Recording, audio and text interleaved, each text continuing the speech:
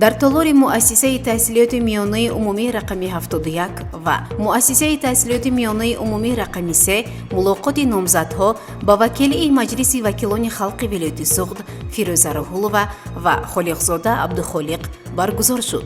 تفصیلات بیشتر در گزارش خبرنگاران ما. گزارش دیگری ما هم علاقمند است به ملاقات پیش از انتخاباتی نامزدها با وکیل مجلس وکیلان خلق ولایت سوخت در تالار طربخانه رودکی. راهبریت مؤسسه دولتی خواجگی جنگلی شهر بابت وسعت کارهای کبودیزارکنی، زیاد نمودن مساحت جنگل، پیشگیری قانون ویرانکنی ها تدبیرها را راه اندازی می نماید. ساکن دهه آبادان جماعت دهات خلیفه حسن میزرابشاه اسکندرов چند مدت است که برای بنیاد بنگاه طبی و سرتراشخانه کوشش کرده باشد هم، ولی با سبب‌های مختلف به این مقصد کامیاب نمی‌گردد. کشت کارتوشکای بهاری در خواجگی‌های دهقانی جماعت دهاتی سرازم تا رفت شکل عمومی می‌گیرد. در مؤسسه تحصیلات میانه عمومی رقمی 25 شهرک سوغدیان سمینار دایم و عمل کننده آموزگاران فن زبان روسی برگزار گردید. در مطبع شهر پنجکند کتاب نوی اعضای اتحاد روزنامه‌نگاران تاجیکستان سهراب حسنов با نام از فروغ نوروز تا شب یلدا از چاپ برآمد. در کلوب ورزشی گرزبردار بخشیده به یادبود شهیدان نبرد افغانستان و 28مین سالگرد تشکیلیابی ارتش ملی جمهوری تاجیکستان سبقت سه حربه قدرتی دایر گردید. در وزنهای علاهیده خوانندگان مؤسسه تحصیلات میانه عمومی رقمی 3 اردمهر ابراهیم زاده، صمد محمد قلов، مبارک شاه نظرов، فردوس بابایف، سمندر یوسف، شیروز بابایف، давлатшоҳ халилов. خوانندگان مؤسسه تحصیلات میانه عمومی رقمی 1 مرادجان مختیبов و عبدالرحیم علی اکبرов. خواننده مؤسسه تحصیلات میانه عمومی رقمی 71 رضوانشاه قهورов، حسین سعداللویف از شبکه برق و نبیجان خلبوتایف از مؤسسه نقلیاتی دوران جایهای یکم را کسب نمودند. در این باره به ما سینا رافیف استاد ورزش سابق اتحاد شوروی اطلاع داد. شعبچه بازرسی دولتی اتومبیلی شعبه وزارت کارهای داخلی جمهوری تاجیکستان در شهر پنجکند به معلومات اهالی میرساند که در مقیاس شهر پنجکند عملیات‌های مقصدناک پیاده‌گرد از 11 تا 20 فوریه سال 2021 و معاینه تکنیکی از 15 تا 25 فوریه سال جاری گذرانیده می شود. با مقصد بلند برداشتن انتظام اشتراکچیان حرکت در راه مخصوصاً پیاده‌گردان، پیشگیری نمودن حالتهای پخش نمودنی پیاده‌گردان در قلمرو شهر پنجکند و کاهش دادن سطح صدمه‌ناک با اشتراک آنها از پیاده‌گردان، پدر و مادران کودکان و مکتب بچه‌ها خواهش کرده می‌شوند که حیات خود را زیر خطر نگذارند و از راه پیاده‌گرد گذرند. به سهم رانندگان واسطه‌های نقلیات، کارخانه و مؤسسه‌های نقلیاتی رسانیده می شود که واسطه‌های نقلیات را سریع وقت از معاینه تکنیکی گذرانیده آن را همیشه در حالت خوبی تکنیکی نگاه دارند. اطمینان کامل داریم که ساکنان شهر و دهات پنجکند نسبت چاره‌بینی‌های بالا ذکر شده یعنی عملیات‌های پیاده‌گرد و معاینه تکنیکی بی‌طرف نخواهند بود و کوشش به خرج می‌دهند که آنها در سطح بلند گذرند. شعبچه بازرسی دولتی اتومبیلی وزارت کارهای داخلی جمهوری تاجیکستان در شهر پنجکند.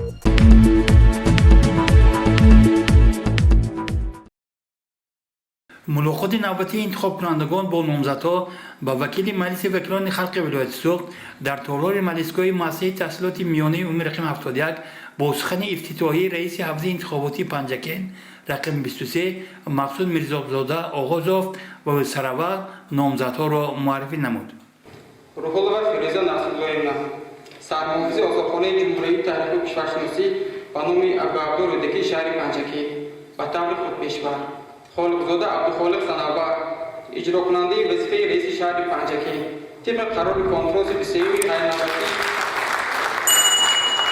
کمیته اجرایی حزب خلق دموکرات تاجیکستان در شهر پنجکی از 7 ژانویه سال 2021 همچون نامزد و وکیل مجلس وکیلان خلق ولایت سوخت پیشبری گردیدند. بعدا شخص باوردنگ نامزد به وکیل مجلس وکیلان خلق ولایت سوخت فیروزه روح‌الله شرافت رحمان و حاضرین را با شرح حال نامزد شناس نمود. سپس فیروزه روح‌الله بندهای علایدی برنامه پیش از انتخاباتی خود را شرح داد. در ادامه ملاقات حکیم‌های محکم زاده شخص باوردنگ نامزد به وکیل مجلس وکیلان خلق ولایت سوخت خالقزاده عبدالخالق سخن گفته از شرح حال و فعالیت مهنتی نامزد یادآور شد. نامزد به وکیل مجلس وکیلان خلق ولایت سوخت اجرا کننده وظیفه رئیس شهر پنجگین خالقزاده عبدالخالق هدف اشتراک در این معرکه مهم سیاسی را جانبداری از سیاست سازنده اساسگذار صلح و وحدت ملی پیشروی ملت پرزیدنت جمهوری تاجیکستان محترم امام الرحمن دانسته با مورد تاکید داشت که میخواهد پنجگین را آباد و ساکنانش را خوشنود و شاد بیند.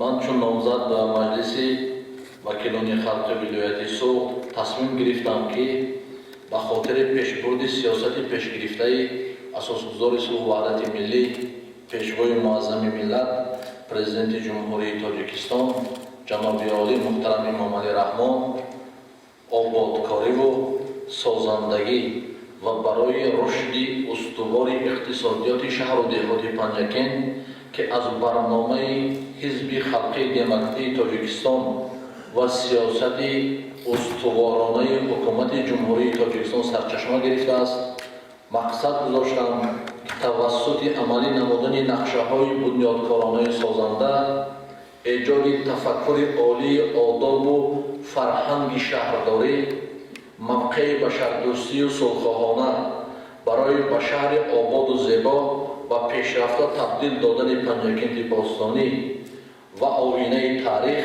سرازم 5500 ساله وطن محبوبمان تدبیرهای سودمند اندیشیده همدیاران را برای رسیدن به زندگی شایسته سفربر نمایند.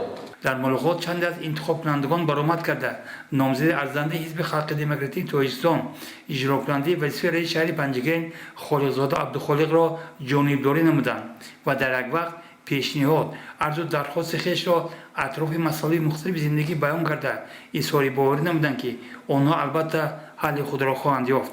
در خاتمه ملاقات رئیس کمیته حزب خلق دموکراتی تاجیکستان در شهر پنجگین وزیر مجلس ملی مجلس عالی جمهوری تاجیکستان مراد شکرزاده سخن گفته از حاضرین دعوت به عمل آورد که در روز انتخابات نامزد ارزنده حزب خلق دموکراتی تاجیکستان حزبی که سروری آن را پرزیدنت کشور محترم امام الرحمن راهبری می‌نماید دستگیری نمایند.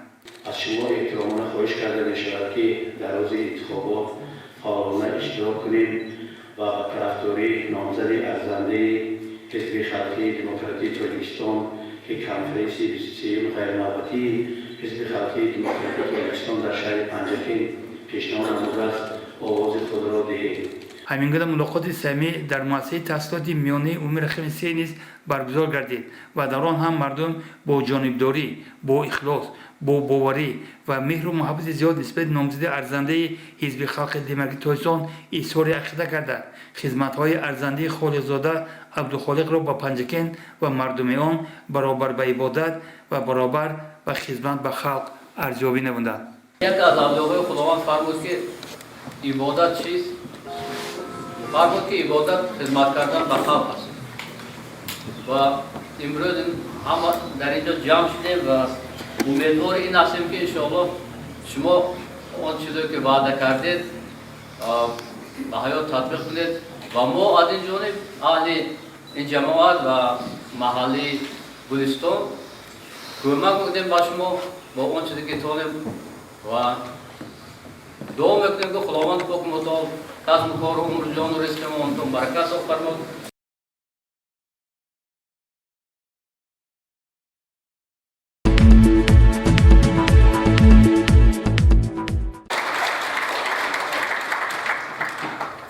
با کفکوبی سمیت استقبال گرفته نامزدها به وکیلی مجلس وکیلان خلق ولایت سوخت خاصه اجرا کننده وظیفه رئیس شهر خالقزاده عبدالخالق از طرف انتخاب کنندگان در طرفخانه رودکی بار دیگر دلیل بود که ساکنان با فعالیت او در سمت توجه به مردم خوب شناسند. баъди баромади раиси ҳавза мақсуд мизробзода шахсони боварнок ва суханронии худи номзадҳо оид ба шарҳи ҳол ва барномаи пеш аз интихоботӣ дар толор муҳити хеле ҷолибу самимӣ ба миён омаду оғоз ёфт суҳбати рӯбарӯ ошкоро ва пур аз лутфу муҳаббат.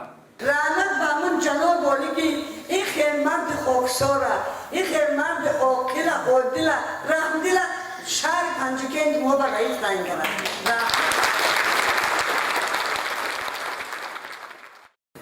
نان اگر از عمل خویش خوری آن زمان تو غمی درویش خوری. در این روزها شما با خلق هستید. رئیس محترم آوازی رستم به اسوادی رستم گفتم رئیس جان لطف عمرتون دراز شود. ҳаминтар мулоқоти навбатии номзадҳо ба вакили маҷлиси вакилони халқи вилояти суғд нишон дод ки интихобкунандагон аз моҳияти ин маъракаи муҳим сиёсӣ хуб огаҳӣ доранду бовар ҳам мекунанд ки номзадҳои имрӯза дар сурати пирӯзӣ албатта барои халқ хизмат хоҳанд кард.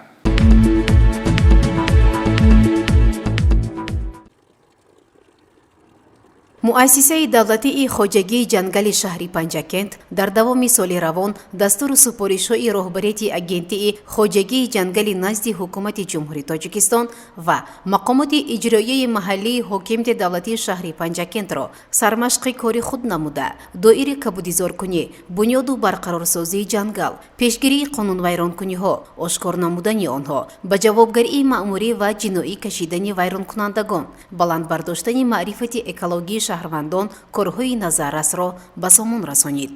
баҳри бунёду барқарорсозии ҷангалзорҳо дар майдони 7 гектар замин аз он ҷумла 2 гектар кишти бодуми кӯҳӣ 2 гектар кишти ҷангалзори омехта 3 гектар шинонидани ниҳоли хуҷ дар заминҳои фонди давлатии ҷангалро иҷро намудааст.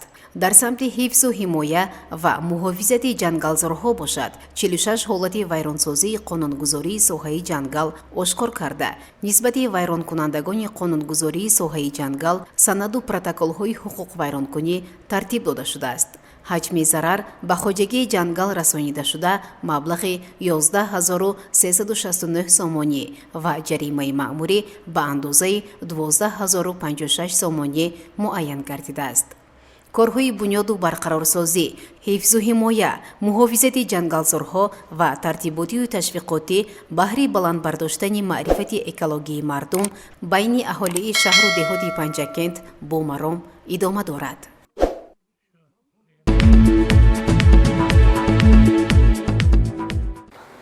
ман сокини деҳаи ободони ҷамоати халифа ҳасан искандару мизробшоҳ мебошам. дар як баромади ҷаноби олӣ шунида будам ки он кас меҳрубонона дилсӯзона таъкид намуданд ки ба ҳар як деҳа бояд бунгоҳи тиббӣ сартарошхона сохта шавад. ман аз соли 2018 ин ҷониб аз паи ҳамин гуфтаҳои ҷаноби олӣ ҳастам ва خواستم که برای محل خودم که زیاده با گرد و اطرافش از 150 خواجگی عبارت است بنگاه طبی سازم. اما حیحات که مرا بخش معماری و کمیته زمین میگویند که وای زمین به شما موافقت نمیکند، وای زمین آبی. حال آنکه من با رئیس شهر که در واخوری ماه ینور در جماعت دیهاتی خلیفه حسن گذراندم صحبت نمودم. اون کس خوشبختانه اجازت دادند که رئیس محترم خالق زاده که ما برای بنگاه ساختمان طبی اقدام شما را میپذیریم و برای رئیس جماعت سفارش کردند که همان زمینی که این آدم انتخاب کرده است برای بنگاه دهید 300 متر کوادراتی یعنی 3 صادق زمین نمیدهند که من با تشبث خودم در همه محل یک تا بنگاه طبی یک سرتراشخانه سازم. بنابراین من مجبور شدم که با تلویزیون صدا و سیما مراجعت کنم. صحراهای جماعت دیوت سرز در روزهایی که آب و هوا برای کشتی کارتوشکا مساعد موافق بود سیر آدم به نظر رسید. سهامداران این منطقه چی مرد و چی زن از خواجگی دیقانی تورونوف، حیات نو، کمر، راه ابریشم، نشانوف به نمایندگی از دیوهای یک کسده، چل ارچه عبدالصمد، شورنوه نو، کمر، شورنوه خورد و باستانده به صحرا برآمده با عزم و ثبات کامل و باوری به حاصل فراوان مهنت میکردند. Begalib Mahmud bu yıl 2021 yıl kartışka egiş yılı egişke geldik. Buna işlerge muvaffakiyat olsun adamların hammasiga. Farovonlik olsun, hayatımız tinch olsun. Buna ob havolar tortilib ketdi, Xudo xolasa Xudo berib qolar ham. من فیضیب حیدبای سهمدار حاجاقی دهقانی نشانب کار میکنیم. خدا خواهد من همه روز سر کردیم که کسی که همه روز پگه اولش من این طرف کار داشتن حاضر نماش. الان کنیم ماهان سرکارشم پگه سر میکنیم کار دنه. من زمین ها تیار. همه چیز با ماهان اگر آب باشد این طرف ماهان تیار. کسی که میکنیم خدا خواهد. من محمدیار قطب‌الدین چورنوادان. Mana bil karşıya yapız. Her yıl yegamiz. Tuxum özümüzden çıkardı. Her yıl tonna kartoşka alamız. Prezident babamıza rahmet. Karşıkamız zor boladı her yılı. Mana şu yer verip koyup yerde karan haydalgan, mayda haydalgan yerler. Hammasi zor mana. Bu yıl sersavcımız 500 gektar karşıya geç gerek ekan. Yegamiz Xudo arasa mana xalqimiz yegadi. Hamma chiqdi. Hamma chiqdi mana angarda. Qarang, ham mardum hamma dasht angarda. باعث دستگیری است که اکثر دهقانان این موضع در کشت کارتوشکا از ذخیره تخمی خودی استفاده می بردند که این البته خراجات مردم را جهت گرفتن حاصل به مراتب کم میکرد و صفت کارتوشکا هم بنابر آزموده بودنش بهتر بود. نظر به اطلاعی که از رئیس جماعت دیوت سرس دلنواز سلطان و گرفتیم، نقشه کشت کارتوشکا در این منطقه 500 گکتار معین شده است و برای اجرای آن از حالا با استفاده از آب و هوای مساعد تدبیرها اندیشیده می شوند.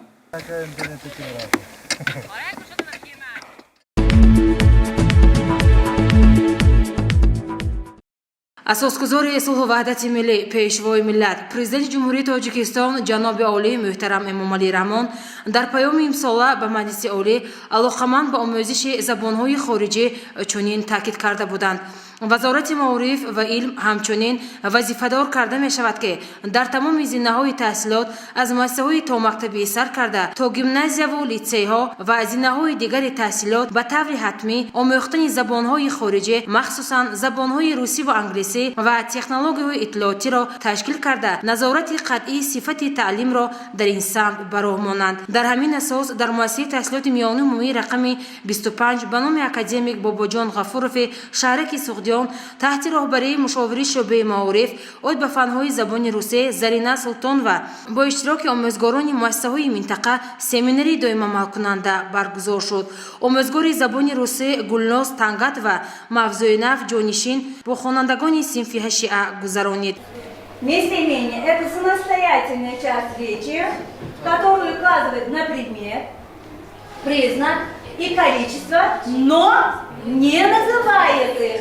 Местоимение имеет 3 лица и 2 числа. По значению местоимение в русском языке, ребята, делится на разряды. Вот разряды местоимения. Их 9. Запомните. Личные, возвратные, вопросительные, относительные, притяжательные, указательные, определительные, отрицательные и неопределенные. خوانندگان به گروه‌ها جدا شده بودند. بین گروه‌ها سوال و جواب‌ها دایر گردید. در صنف 4 آموزگار زبان روسی گلنوره نورالی و درس را با سوال و جواب آغاز کرد. آموزگار گلنوره نورالی و موضوع نو را به خوانندگان فهمانید. Сегодняшняя наша тема, ребята, слова-ответные вопросы. Что сделал, что сделала. Так, какие отличия вы видите в этих вопросах? Ну-ка, какие отличия вы видите? Пожалуйста. Отличие у них от конца. Например, что сделал, это мужской род, а что сделала, это женский род. Правильно, садитесь. Сегодня мы будем разбирать мужской род и женский род тоже вместе с темой. Ребята, давайте вспомним времена глагола. Пожалуйста, мы с вами проходили времена глагола. Кто сначала мне назовет времена глагола. Глагол обозначает самостоятельную часть речи, которая обозначает действия предметы и отвечает на вопросы, что сделала, что сделала. Что сделала, что сделала, что будет делать. Очень хорошо. дар хотимаи семинар бо дастгирии омӯзгори бо таҷриба бобокалон ва чорабинии бадеиро бахшида ба шоираи рус Марина Цветаева бо иштироки хонандагони таълимгоҳ баргузор шуд. чорабиниро директори муассисаи таҳсилоти миёни умумии рақами 25 Норимов ифтитоҳ намуд. хонандагон тарҷумаи ҳоли шоираро нақл намуда баъдан аз эҷодиёти ӯ порчаҳои шеърӣ қироат намуданд ва инчунин ба муносибати 28-солагии таъсисёбии рӯзи қувваҳои мусаллаҳи ҷумҳурии Тоҷикистон порчаҳои шеърӣ қироат карда шуд. семинар бо сухани ҷанбастии мушовири шӯъбаи маориф Султон ва Зарина анҷом ёфт. гузориши Дилшода Ҳалимова, Хаём Ҷураев.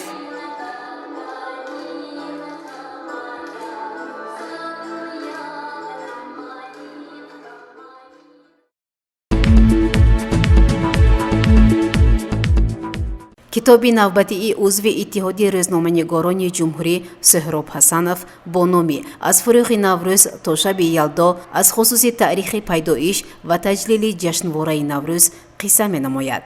муаллиф бо истифода аз махазҳои гуногун аз нақши Куруши Кабир дар таҷлили Наврӯз қисса карда далелҳои зиёдро аз рӯзгори ин нахустин шоҳ ва бунёдгузори шоҳаншоҳии ҳахоманишинӣ дар Эронзамин барои тақвияти фикри хеш меорад.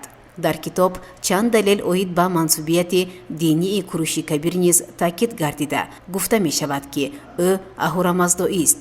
лекин пажӯҳишгар Ҷорҷ Кэмерон, таърихнигор ва эроншиноси амрикоӣ ба он назар аст ки Куруши Кабир пайрави дини зардуштӣ мебошад. дар идомаи китоб ривоятҳо аз кушта шудани Куруш, мероси ӯ ва чанд масъалаи дигар қисса карда мешавад. бояд тазаккур дод ки Суҳроб Ҳасанов дар китоби худ бештар аз Наврӯз, аз ҷумла ҷойгоҳи Наврӯз дар давраи ҳахоманишинӣ, Наврӯз дар замони салҷуқиҳо, оиди Наврӯзи хурду бузург, суннатҳои Наврӯзӣ дар Курдистон, Ҳинд, Афғонистон, Самарқанд, Бухоро, Қирғизистон, Гурҷистон, Озарбойҷон далелҳо овардааст. дар ин асар бобати ҷашнҳои суннатӣ аз ҷумла Тиргон, Сада, Меҳргон, ҳамчунин расму маросимҳои халқӣ ва чанд суннатҳои дигари мардумӣ низ далелҳо гирд оварда шуданд ки хеле ҷолибу хонданӣ аст. китоби аз фурӯғи Наврӯз то шаби Ялдо бори дигар далел ба он фикр аст ки Суҳроб Ҳасанов эҳтирому эътиқоди зиёд ба таърихи ҷашну маросимҳои миллӣ дораду ба онҳо арчу эҳтиром мегузорад.